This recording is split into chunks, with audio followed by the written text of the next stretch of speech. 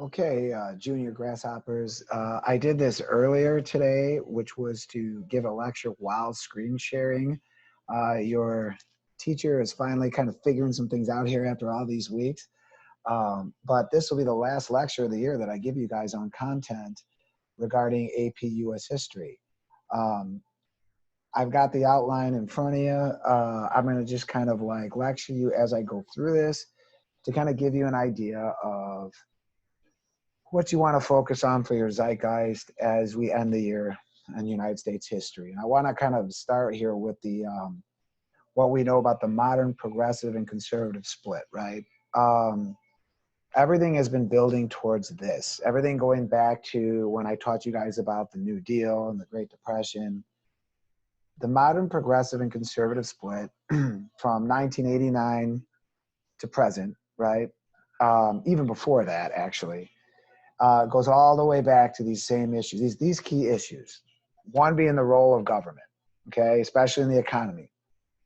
Progressives, or liberals as they're sometimes called, believe in a larger role of the government to help like moderate the economy, to help regulate what's going on, to, as they would see it, reduce the worst abuses of capitalism. Whereas conservatives are a minimal government group, right? Conservatives are going to be like the old Reagan adage um, that, you know, the government needs to stay out of the American um, in what we're doing, right? That it's almost a freedom fund government kind of perspective. So that's where the conservatives are going to be. They don't want government involvement in the economy, if possible, kind of laissez-faire. You'll kind of have a libertarian element of this as well.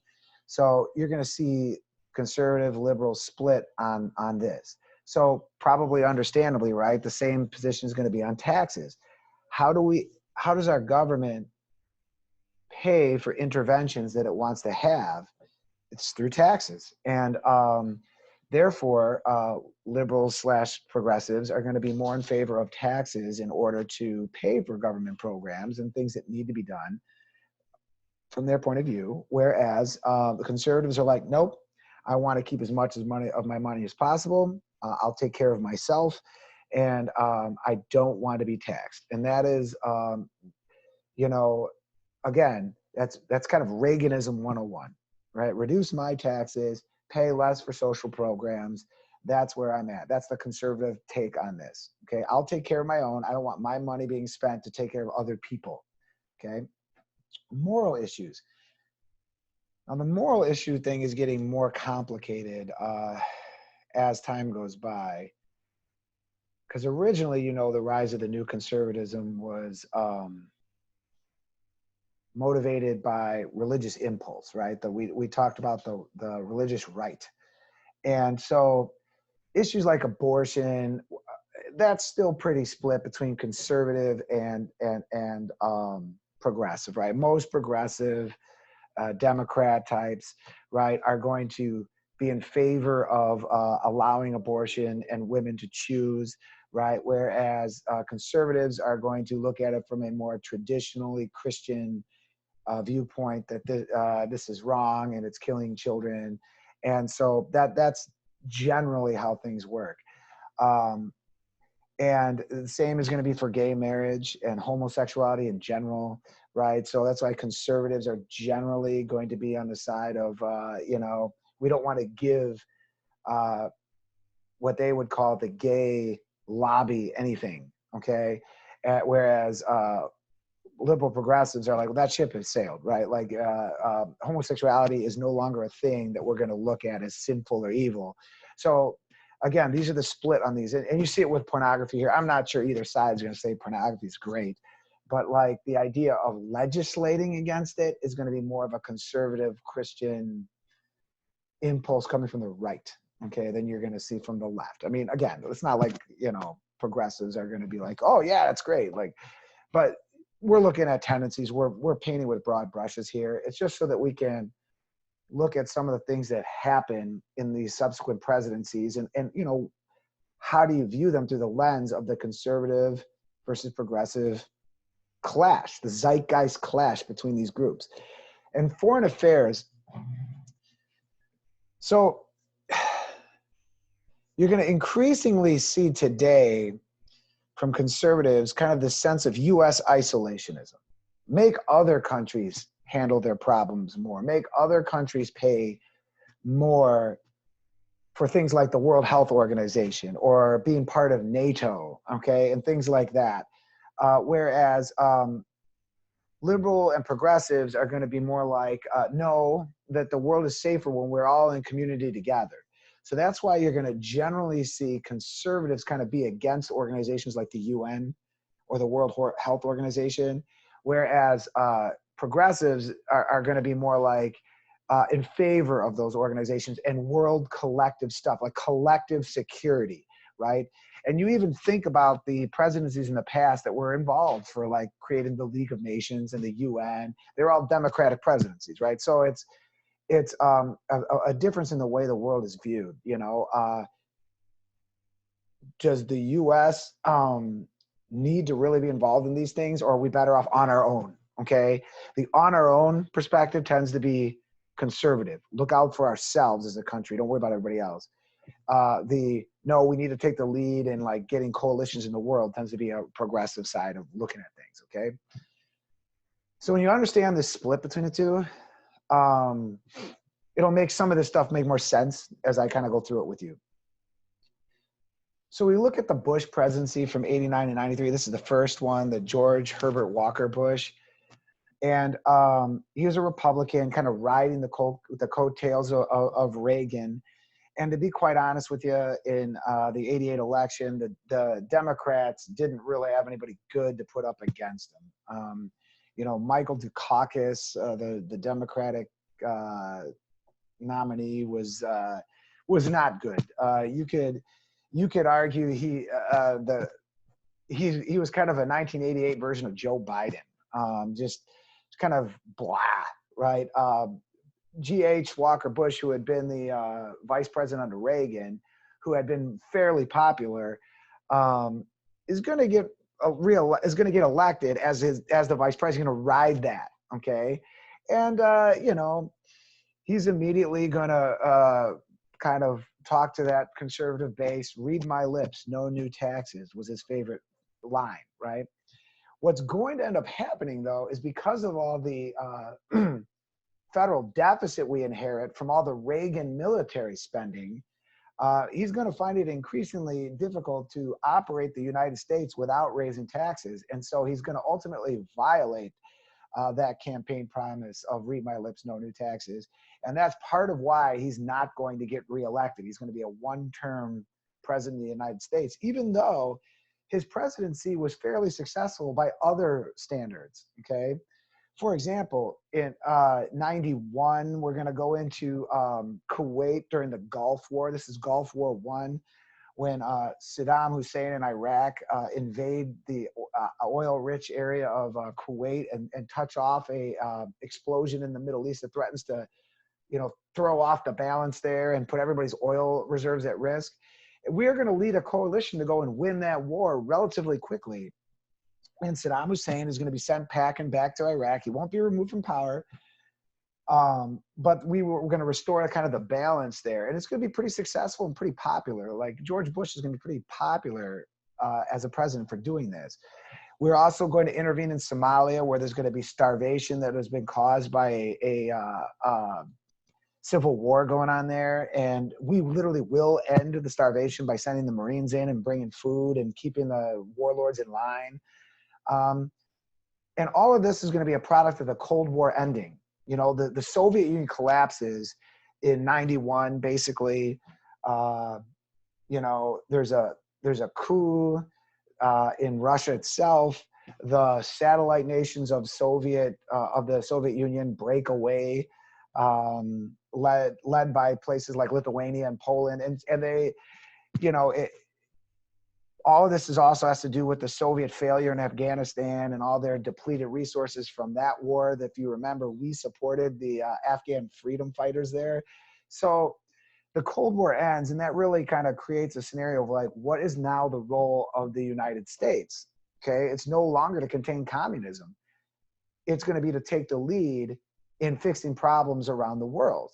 And that'll come, the test of that will really come in with the Gulf War. And then also some of the stuff that will happen in the Clinton administration. So I want to talk about the 92 election. Like, you would think, looking at that, looking at some of these things here as I move my cursor on your outline, that, hey, like, that's a pretty good track record. Why doesn't he get reelected? Well, he doesn't get reelected, I think, largely because of the taxes. Simple as that. I mean, he raises taxes. He has to. He inherited this like huge deficit from Reagan, and that's going to kill him. There's going to be a third party guy that's going to run in 92. You're going to have Bush versus Clinton, this Democrat who comes out of nowhere, out of Arkansas, and then this third party guy, Ross Perot, who is going to be talking about deficits and talking about libertarian government principles, and the government should stay out, and kind of laissez-faire economics. I remember the interviews with Ross Perot. He is kind of this old guy, and his answer to everything was business. I'm gonna run the country like a business. And they'd be like, well, what should the U.S.'s role be going forward? Be a business. Just act like a business. You run the country like a business, right? And that was like always his answer, like less taxes, austerity, run the country like a business, and like you'll be fine. Well, if you think about the conservative position, Ross Perot then siphoned some of those votes away from George Bush. And he's going to do just enough of that. I mean, he did it with my dad. I've been telling you about how conservative my dad is. My dad voted for Ross Perot. So it split that Republican vote just enough that this like nobody out of nowhere, out of Arkansas, Bill Clinton, like gets elected, and part of what, if you look at the outline here that Clinton gets elected on, is the idea of a new Democrat. Like, he's going to come in, he's not going to be that liberal. Okay. He'll be a Democrat. He'll be a progressive, but he's a new Democrat. He's not going to be all the way left, like Democrats of the past, like Lyndon Johnson, maybe, or Franklin Roosevelt even. He's more of a middle of the line guy. And that's going to also get him some votes. And one of the ways he's going to try and prove that he's a new Democrat is by reforming the welfare system and trying to put rules in place where, people have to work more to get their welfare payments. They have to whatever it is, prove that they're not on drugs. All the kind of talking points that conservatives use against welfare. That's what Bill Clinton wanted to put in place there to kind of demonstrate, to prove that he's not a lefty. Okay. But as his presidency goes on, he starts doing stuff that,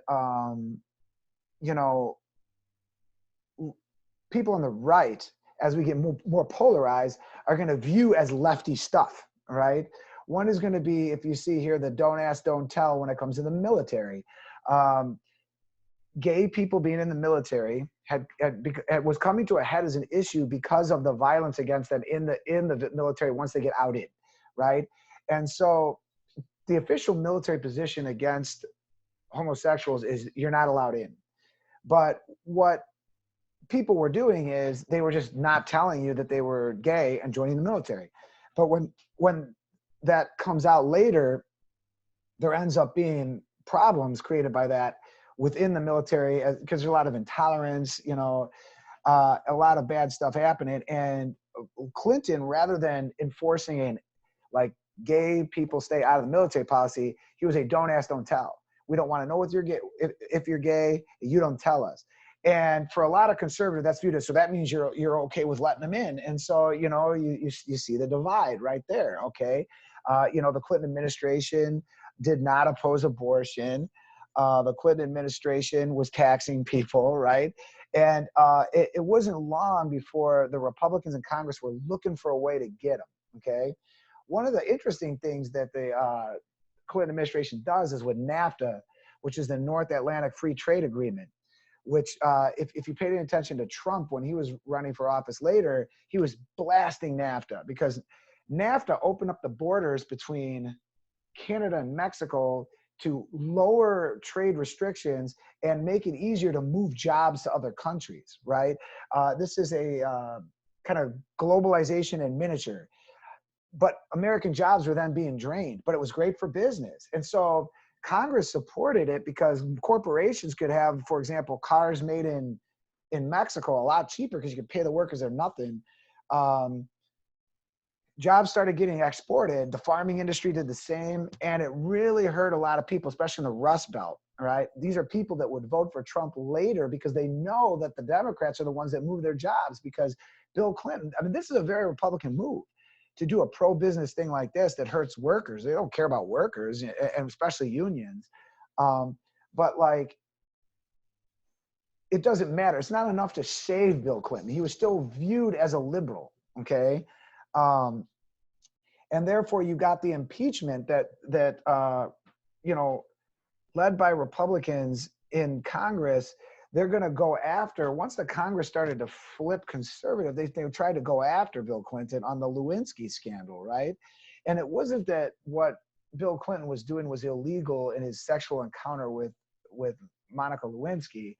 It's that he was trying to lie about it under oath, right? And so they wanted to get him on that. That was the thing. I mean, you guys, you know, I did not have sex with that woman, Miss Lewinsky. I mean, you've seen the clips and stuff, and it gets absurd. It got to the point where he was backtracking, and like, it depends on what your definition of sex is, because it was oral but not, you know, the full Monty, right? And or even then it came down to, it depends on what your definition of is.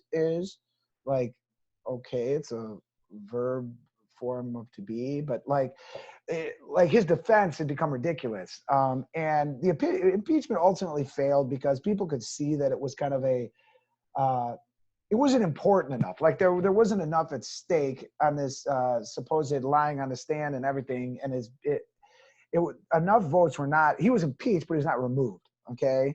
And so that kind of set the standard for what you saw with Trump later. You know, you can impeach, but you're not removing. We still have not ever done that. We've never removed a president through the process of impeachment. But again, that was a party politics thing. That was Republicans thinking he was too liberal, despite some of his moderate tendencies, and trying to get him out of there. Okay. It was real nasty, actually, real partisan politics. Somalia, you see that I've got that there because George Bush his predecessor helped end the famine there. But once we pulled our troops out, it degenerated into tribal violence again in Somalia. And we ended up having to send a special unit in there to try and capture the warlord making all the trouble, Mohammed Farah Aidid. It ended up in a huge firefight in the capital of Mogadishu, where Americans were not only killed, but their bodies were dragged through the streets on CNN. We pulled the plug on the operation, and a lot of Americans, rightfully so, I would say, criticize his administration, not only for giving the military what they needed to win in that scenario, but also for pulling out immediately afterwards and kind of sending the message that, hey, if you embarrass Americans on television, that's the way to kind of beat us and get us to leave you alone. So that was kind of a disaster for his administration. But what wasn't was the Bosnian intervention. So in the meantime, in the wake of the Cold War, Yugoslavia, the former Yugoslavia, had disintegrated into basically tribalism also. You got the Croats versus the Serbs, you know, Bosnians, Muslims versus Catholics. And this thing was turned into a terrible nightmare of like ethnic cleansing and violence in that region of the world. And we supported a UN effort there to bring peace to the region, including bombing the aggressors, who are particularly the Serbs in this situation, and ended up in something called the Dayton Agreements, where everybody kind of agreed to like let the fighting die down. And it has not reached that level since. So there is a measure of success that was achieved, but you can see that there's a mixture here in this new world police force position that America has to take in the wake of the Cold War ending, all right? Like, we're trying to do things on our own, and we're trying to create coalitions like we did in Bosnia. We basically ran the operation in Somalia by ourselves. And so we're trying to kind of find our way in the world stage after the Cold War. This is, you know, the early 90s, early to mid 90s. We're not sure what that way is. Terrorism is becoming more and more of a thing with the Taliban in Afghanistan. And, you know, Iraq, what was rumored was stockpiling weapons of mass destruction after we had already beat them in the first Gulf War. So we're going to bomb their facilities there. We're gonna target Afghan terrorist sites, again with you know, the Taliban. So that's becoming an issue now, right? You're starting to see in the mid to late 90s terrorism becoming, now being the new boogeyman. Now that communism is you know, gone its way. And so should we do it ourselves or should we do it collectively? You see Democrats are going to be called for a collective keeping terrorists in check, whereas Republicans are more like, well, we'll just take care of it. All right. And, you know, that causes problems. So after Clinton's presidency, there's a huge conservative backlash to it. The 2000 election was extremely close between George W. Bush and Al Gore, right? It really came down to reporting in one state of Florida. It was very, very, very disputed election. You know, the Republicans did not win the popular votes. Again, they did not win the popular vote, but it came down to the electoral votes of one state. It was extremely close. And after a very, very bitter dispute, I would describe it as the Democrats relented in not doing the recount, and George Bush became president. And he was he represented those kind of religious right, conservative, moral types. He really did. He had been supposedly reformed. You know, he had been a wild child in college and now was reformed and came to Jesus type of thing. And so he was very much supported by the religious right. You know, he's going to come in, boom, slash taxes, right, which is going to mean slash the social programs like welfare, et cetera. He's going to even put out as a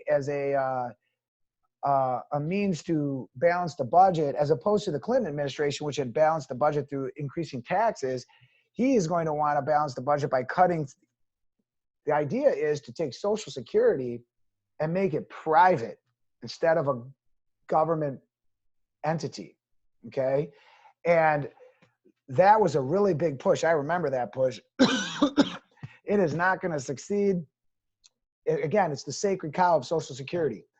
But it's an attempt, and it's a typical kind of like what you see from the conservatives, right? Take government out and try to privatize it and make Social Security something that people pay into individually and through their businesses and stuff like that. Failed as an attempt, much like attempts to universalize healthcare are going to fail. All right, from the liberal side of things. Okay. In 2004 or 5, Hurricane Katrina response after Hurricane Katrina devastates places like New Orleans. And it really, like, we were not only slow to respond, but the help was botched getting there. And sorry, I really should get some water while I'm doing this. And it exposed how minorities particularly are affected in a natural disaster, because a lot of the people that were left homeless or died or jobless was the Black population who lived in the most vulnerable parts there in and around New Orleans. And it's similar to what you're seeing now with the coronavirus epidemic, that you're seeing that Black Americans are kind of disproportionately affected. They're the ones with the worst health care, and they live in areas where, you know, it's tougher to social distance in apartments and things like that in these parts of the city. And like, it's much easier for the middle-class whites to isolate themselves. Well, it's much easier for the middle-class whites to isolate themselves in a hurricane as well. And so that kind of gets exposed, and Bush gets very much criticized by it. I'm kind of going out of order here. I should go back actually first and talk about the 9/11 attacks, because when George Bush got first elected, his popularity rating was very, very low, because it was such a tight election, and because a lot of people kind of disputed the results of it. But then, boom, right, September 11th, the 9/11 attacks, what that did is boost Bush's rating tremendously. It was like 90%, because people kind of do this rallying around the flag that you also saw temporarily with Donald Trump. When the coronavirus first hit, you know, and people kind of rallied around the president, and you can see that's now going away. And that's the same thing that happened to George Bush. It was like, rah, rah, save us, Mr. President. As a result of that, Congress is going to pass the Patriot Act, which has increased restrictions on surveillance of Americans tremendously as a result of this. And you can detain people without due process of law in the name of finding terrorists. I mean, a lot of stuff got put into place. This is why you guys' cell phones are tracked and stuff like that. Why the government can do these things and your computer use is because of the Patriot Act and the response to 9/11. And because of 9/11, we're going to start 2 wars in Iraq and Afghanistan. I mean, I'm really moving fast, guys, but I can make whole lessons out of some of this stuff. You know, we're going to fight 2 wars at the same time, claiming that, well, I mean, Afghanistan, we have real evidence with the Taliban and stuff there. They're the ones that harbored bin Laden. But then we made this like false connection to terrorism in Iraq, which Saddam Hussein was a secular dictator. He was not an extreme Muslim fundamentalist. But the claim was he was harboring them and he had weapons of mass destruction that he wasn't supposed to have as part of the punishment from the original Gulf War. So we invaded him too, and we removed him in Iraq. But then that created a total destabilization in the Middle East that, let's be honest, George Bush is responsible for, because you removed Saddam Hussein. That opened the door for groups like ISIS to come in, who were radical fundamentalist Muslims who wanted to like create a caliphate, you know, and fill that power vacuum. So these are all misguided things. I think, you know, Bush too wanted to finish what his father, the first George Bush, had started, this time removing Saddam Hussein, not really understanding the consequences of that action. And again, this is the U.S. going it alone. I mean, we have a coalition of people helping us, but it's very, very restricted to direct, immediate allies, because a lot of countries around the world were like, we're not going to be involved in this, okay? So that's going to create a lot of problems, and 2 wars that are going to span the presidencies of Bush, Obama, and even into Trump, okay? Then you got the financial crash in 2008 and the bailout. All right, so the financial crash in 2008, which I've talked about all year, right, with the housing crisis, is a direct result of deregulation policies.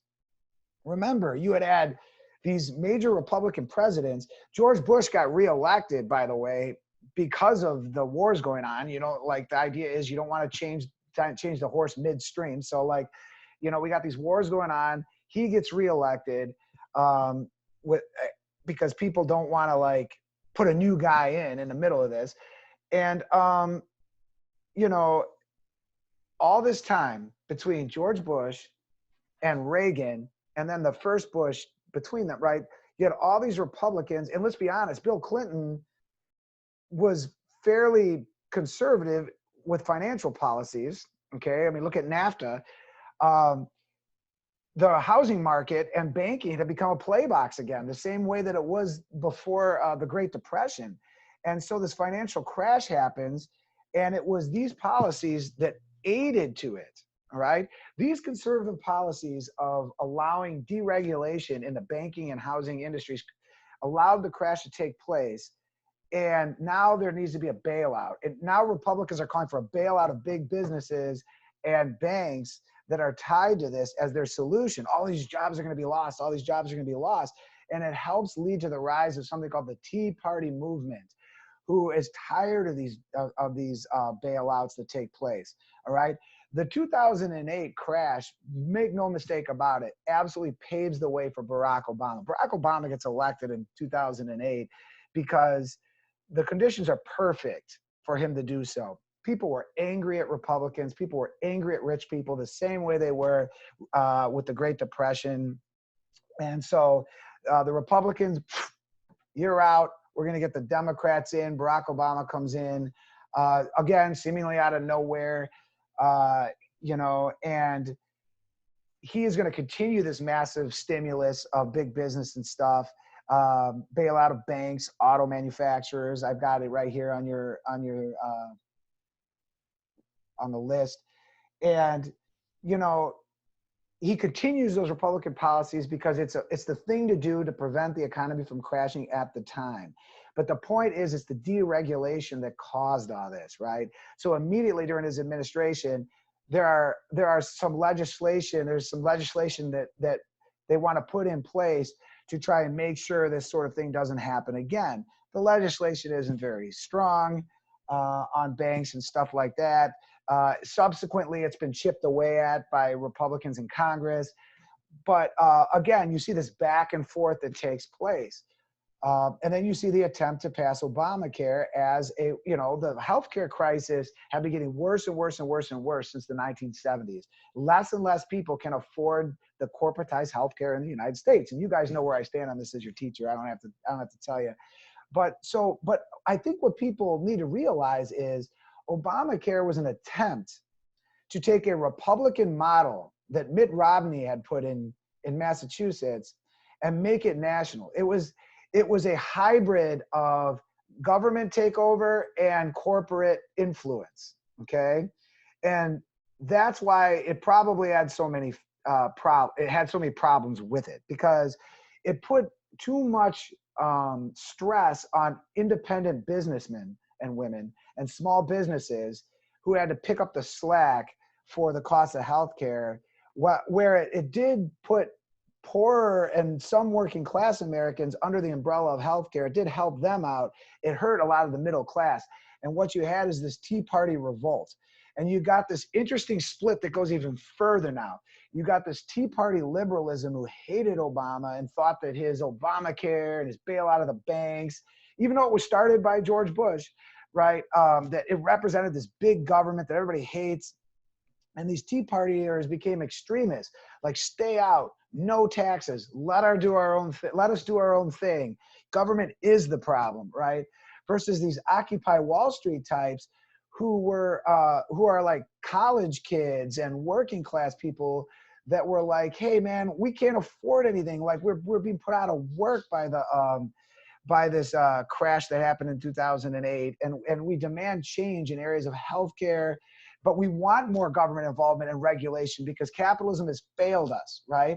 And so you've got this huge split that makes the already in place divide even worse, right? And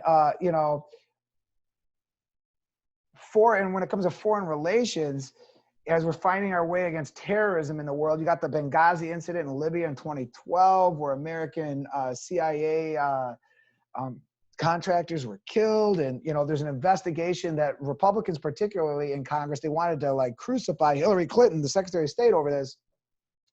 And 6 different investigations were conducted by Republicans in Congress, all of which found no wrong, like no official like blame to be had by anybody in the the Obama administration. But boy, did it damage Hillary Clinton's like stature, right? And made it essentially it was one of the leading factors. Her and the association of her husband with the NAFTA legislation and stuff is what made her essentially unelectable in the coming election in 2016. Okay, because she got associated with the apparent failure in Benghazi to protect Americans abroad against terrorist attacks. And you've got, of course, Barack Obama intervening against ISIS, in Iraq, but also even in Syria as the civil war there unfolded, okay, around the world. So terrorism is the new bugaboo. It's the new bad guy, right? And the United States is trying to form coalitions against it, but also then trying to do its own thing. And so it's you got progressives saying we got to make more coalitions with other places in the world to help us do this and put the pressure on ISIS, whereas conservatives are like, no, we just need to go get it done and kill them ourselves type of thing.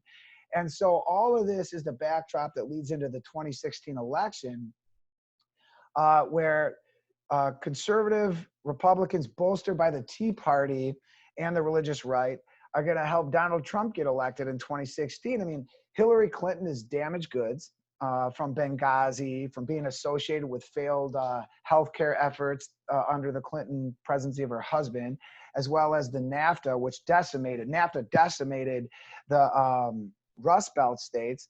And so all these like former union guys, and remember, union guys are supported by progressives, not conservatives. Conservatives don't want to give working class people really any say in what goes on. They believe business should have all the say. But these are guys that are former union people that who lost their jobs because all their jobs got shipped overseas, right? So their union no longer exists.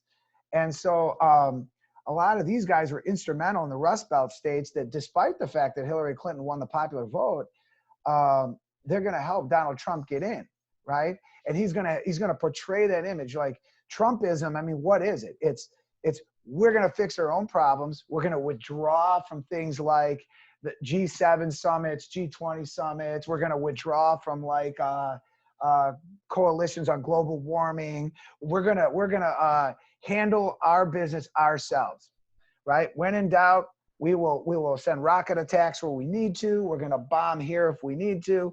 We will do our own thing, and we're gonna show China what's up. You know, we're gonna do that. A very tough guy, right? Very appealing to a lot of the kind of rah go America that has existed in the conservative side of things for a long time, while at the same time telling the people, rightfully so, in the Rust Belt states, hey man, what have the Democrats done for you? Hillary Clinton didn't even come visit you, right? Her husband is the one who took your jobs away. Worked beautifully, right, to get him elected. And then immediately he's going to cut taxes and give breaks to the wealthy in America in the same way that Reagan had. And we just see that disparity between the rich and the poor that his tax stimulus is going to continue to like create. Okay. You know, his attacks on political norms. I mean, he's an outsider. I'm really excited to see like what politics look like after Trump, because his brashness, his tweeting, his, you know, kind of following a conservative playbook without the conservative niceties. Okay. Like, what is that going to mean for the future? Okay. And this new American isolationism, right? Like, pulling back. And the problem is that's causing issues with China today, right? Because his back and forth with China, especially on the coronavirus thing, is threatening our entire supply network, because as a result of globalization and big business always looking for the cheapest labor possible around the world, you know, we've now got everything made by them. And China can use that as leverage. And that's really starting to show up now with this coronavirus thing, because, you know, they make a lot of what we use in hospitals, from ventilators to gloves to masks to the chemicals we use when we manufacture antivirals and medicines. So they hold all the cards on that stuff, because American manufacturing has moved that all overseas, right, in search of cheap labor, and there's been no rules against it. So now we're kind of seeing the problems with that. And, you know, Trump is not wrong. China is an adversary. But at the same time, now what do? They make everything. So it's going to be a delicate line that either he's going to have to walk, or if he gets defeated in the coming election, China is going to be the new flashpoint. And you notice lately that all of the terrorist stuff has kind of died down around this coronavirus thing. And then you can see on there the impeachment. I have no doubt in my mind that Donald Trump was involved in shady dealing, but like, for a lot of Republicans, that's kind of what you do. You're a businessman. That's what you do. You make deals, and no matter how shady they are, you do them for the greater good of your business. And, you know, as long as the conservatives control the Senate, the impeachment case was dead in the water. And just like it was dead in the water against Clinton earlier, there were too many Democrats in that case to convict him, and here there are too many Republicans to convict Trump. Impeachment is kind of a thing we got on our books that I don't see it being used to remove a president anytime soon. We let the American public elect people, you know, do it through elections. So that kind of brings us to present. I mean, there's a lot I left uncovered, guys. I just don't have the time. I told you we'd be wrapping up the school year very, very quickly. So the next time you see me, we're going to be in full-fledged review mode. Thanks for listening, and I'll see you guys then.